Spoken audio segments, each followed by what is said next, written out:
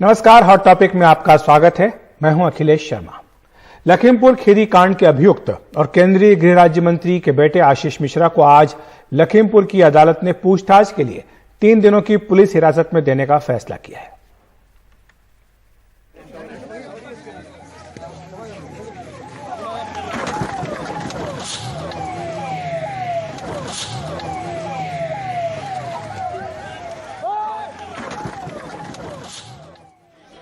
देश के गृह राज्य मंत्री अजय मिश्रा के बेटे आशीष मिश्रा इस कांड के आरोपी हैं और उन्हें शनिवार को आधी रात के बाद जेल भेजा गया था। आज उनकी रिमांड के लिए लखीमपुर की दीवानी और सेशन कोर्ट में लंबी बहस चली। अदालत ने 3 दिन की पुलिस रिमांड मंजूर कर ली। 15 यानी 3 दिन का पुलिस कस्टडी रिमांड स्वीकृत किया गया है शर्तों के साथ। क्या शर्तें हैं सर? क्या शर्तें हैं? शर्तें हैं कि उनको मेडिकल कराया जाएगा, प्रताड़ित नहीं किया जाएगा और अभियोक्ता उनके दूर खड़े होकर के बात कर सकते। शनिवार को लखीमपुर में पुलिस अफसरों की एक टीम ने आशीष से 12 घंटे तक पूछताछ की थी। पुलिस उनसे जानना चाहती थी कि घटना के वक्त वो कहां थे, अगर मौके पे नहीं थे तो क्या कोई सबूत हैं उनके कहीं और होने के, किसानों को कुचलने वाली थार कौन चला रहा था, शांति से जा रहे किसानों को क्यों कुचला गया, वगैरह वगैरह। पुलिस उनके जवाब से संतुष्ट नहीं हुई। हम लोगों ने पाया कि वो नॉन कोऑपरेशन कर रहे हैं, सहयोग नहीं कर रहे हैं, विवेचना में कई सारी बातें नहीं बताना चाह रहे हैं। तो नॉन कोऑपरेशन,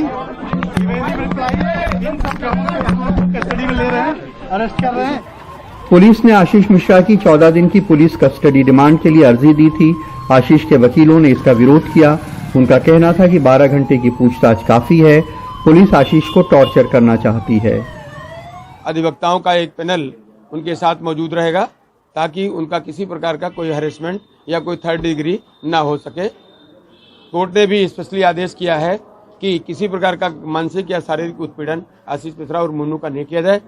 लखीमपुर कांड अब एक देशव्यापी मुद्दा बन चुका है, इसलिए ये रिमांड बहुत जरूरी थी ताकि पुलिस किसी नतीजे पे पहुंच सके कि उन किसानों को किसने कुचला, कौन है इसके लिए दोषी।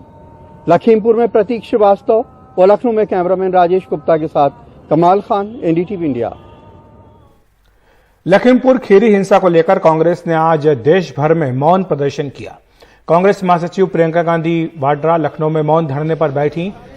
प्रियंका गांधी केंद्रीय गृह राज्य मंत्री अजय मिश्रा के इस्तीफे की मांग कर रही हैं। उन्होंने पहले भी बयान दिया है कि मंत्री के इस्तीफे तक उनकी लड़ाई जारी रहेगी।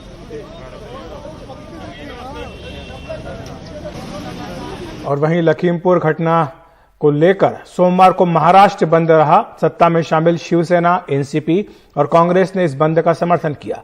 दुकानें बंद रही, सड़कों पर लोग कम दिखाई दिए, लेकिन उन लोगों को परेशानी का सामना करना पड़ा जो काम के लिए बाहर निकले थे।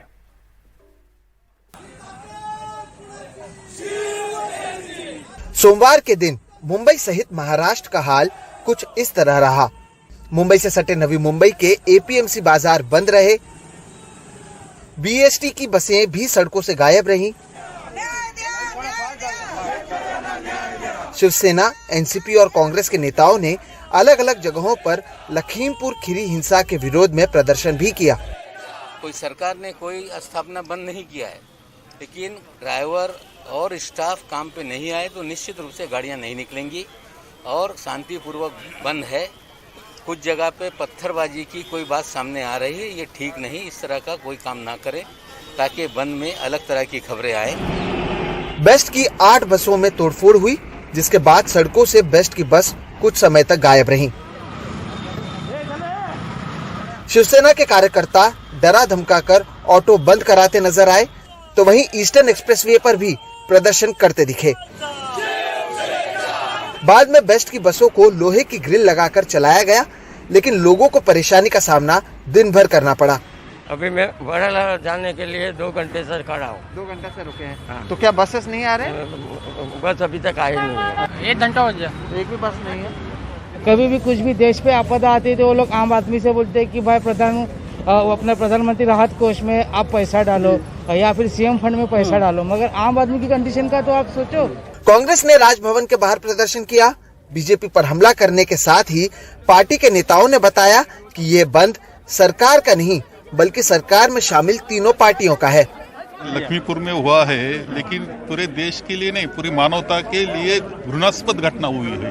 बहुत क्रूर घटना है कि जो शांततापूर्ण मार्ग से किसान आंदोलन कर रहे थे उन पर गाड़ी डालना, कुचलकर मारना, ये मानसिकता बीजेपी की है और जनरल डायर की जो मानसिकता है वो बीजेपी की है और उसका निषेध करना हमारी जिम्मेदारी। आज देखो कि आज किसानों को मारा, कल किसी नागरिक पर गाड़ी डालेंगे। कई जगहों पे कहा जा रहा है जबरदस्ती बंद करने की बात की जा रही है। नहीं, कोई जबरदस्ती का नहीं है। अगर ऐसे है इसलिए तो इसकी में चौकसी हो और जो भी गलती करे उसके ऊपर कार्रवाई हो। विपक्ष में बैठी बीजेपी ने इस बंद को राजनीति से प्रेरित बताया।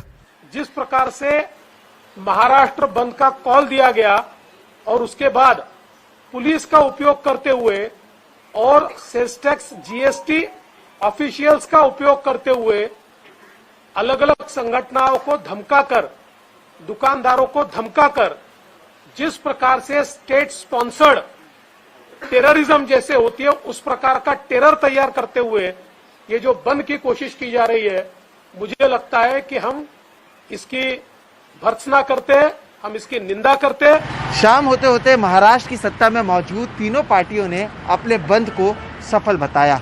शाम 4 बजे के बाद अब दुकानें भी खुल रही हैं, लेकिन एक सवाल ये है कि आखिर इस बंद से क्या कुछ हासिल हुआ या केवल आम आदमी दिन भर परेशान रहा। मुंबई से कैमरा पर्सन राजेंद्र दयालकर के साथ सोहित मिश्रा, एनडीटीवी इंडिया। उधर उत्तर प्रदेश विधानसभा चुनाव को लेकर दिल्ली में बीजेपी की एक अहम बैठक हुई। इस दौरान लखीमपुर खीरी के घटना के चुनाव पर असर की भी चर्चा हुई। 4 घंटों तक चली इस बैठक में बीजेपी के यूपी के चुनाव प्रभारी धर्मेंद्र प्रधान, राधा मोहन सिंह, यूपी बीजेपी के अध्यक्ष स्वतंत्र देव सिंह शामिल हुए। इनके अलावा संगठन मंत्री सुनील बंसल भी इस बैठक में मौजूद रहे।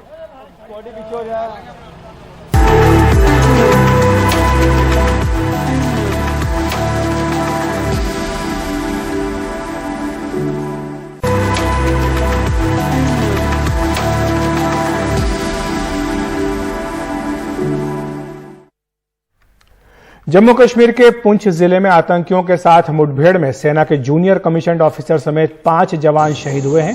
पीर पंजाल इलाके में एक पेट्रोलिंग पार्टी पर आतंकवादियों ने हमला किया था। सेना इस क्षेत्र में आतंकवाद विरोधी अभियान चला रही है। इसी अभियान के दौरान ये मुठभेड़ हुई थी।